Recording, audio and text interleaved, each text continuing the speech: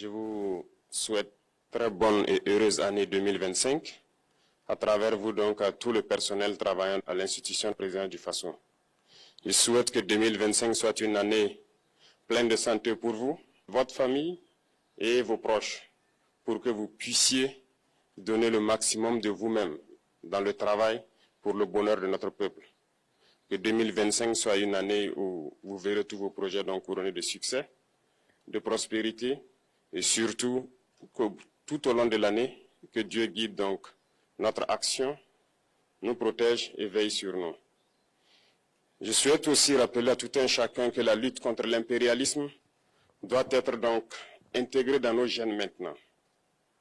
Ça doit être une lutte qui se mène de façon implacable et tous les jours. Parce que beaucoup de gens n'ont pas compris ce que c'est que cette lutte jusque-là. Nos vaillantes forces combattantes sont sur le terrain. Ils mènent le combat contre les valets manipulés, ces criminels qui écument nos campagnes tous les jours et tiennent bon pour amener la paix dans notre cher Faso. Autant ils le font, nos masses populaires laborieuses, que sont les agriculteurs, les éleveurs, se battent aussi également pour qu'on puisse atteindre l'autosuffisance alimentaire à travers donc l'accompagnement de tous les techniciens du ministère de l'Agriculture. C'est très important.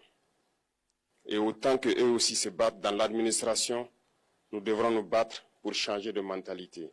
Cette décolonisation mentale, c'est la partie la plus difficile. Et c'est pour ça que nous tenons à vous rappeler constamment qu'il faut changer de mentalité, revenir à nos sources et nous battre. Et c'est ça aussi le combat contre l'impérialisme. Toutes les occasions nous sont offertes pour pouvoir comprendre l'impérialisme, ses manifestations.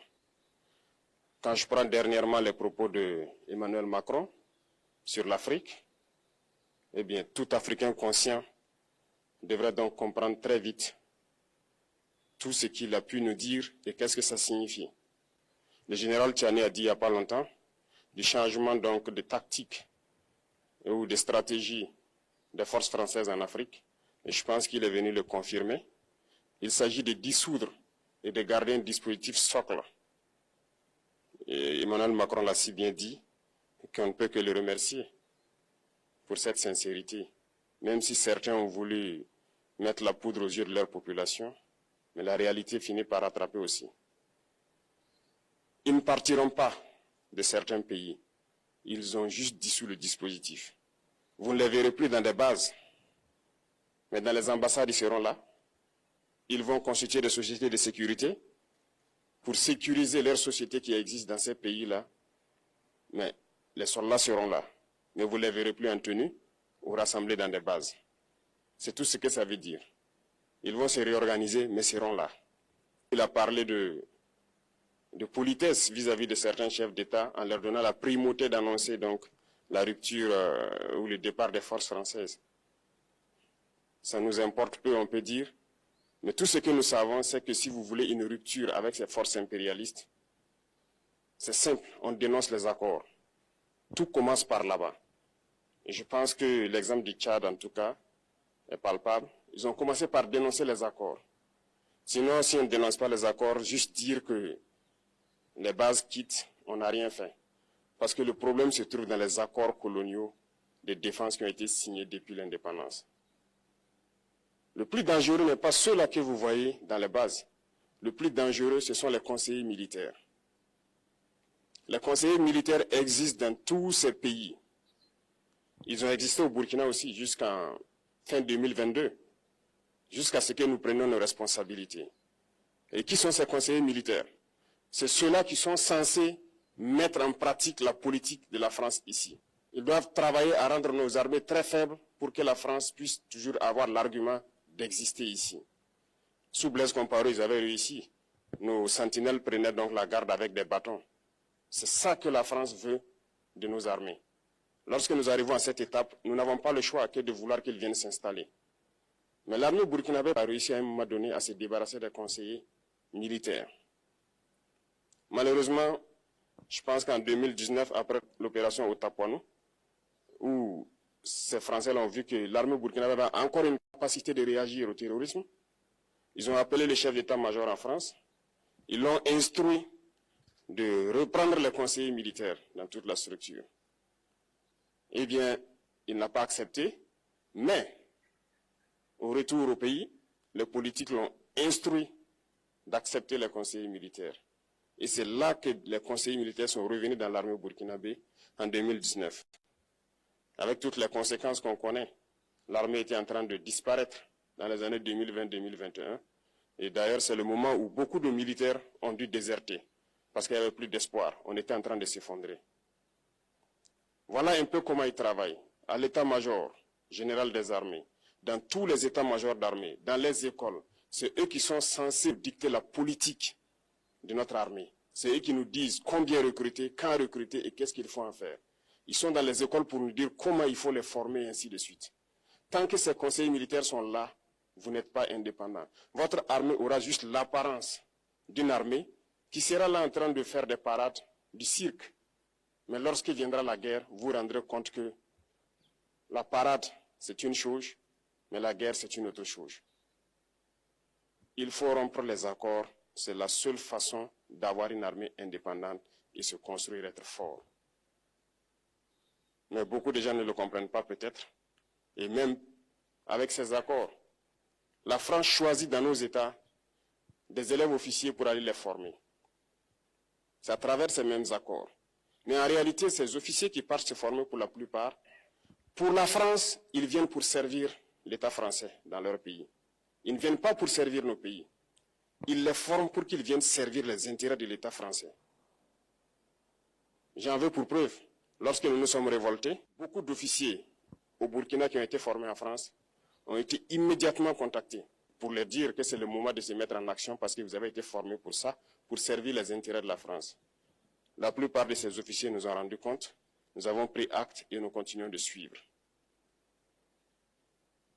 Lorsque un officier formé en France arrive dans son pays et par malheur meurt soit par accident ou bien sur le champ de bataille, en France, il y a une nuit d'hommage aux morts dans l'armée, comme partout ailleurs.